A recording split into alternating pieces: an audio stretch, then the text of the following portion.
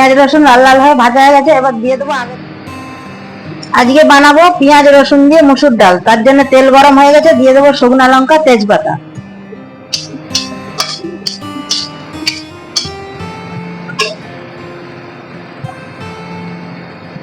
এবার দিয়ে দেবো পেঁয়াজ কুচি,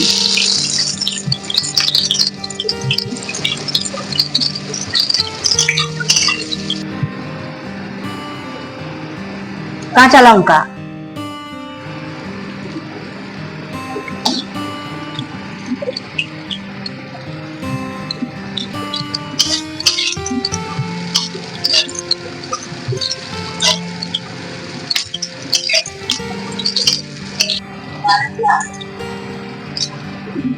এবার দিয়ে দেবো একটু নুন,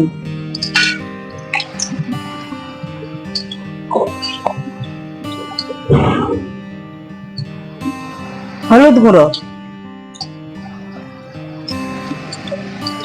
পেঁয়াজ রসুন একসাথে একটু লাল লাল করে ভেজে নিতে হবে।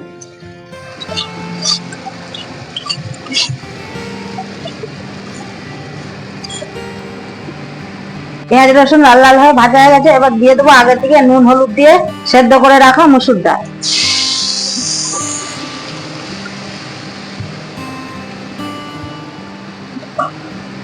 এবার একসঙ্গে এটা মিশিয়ে নিতে হবে ডালের সাথে।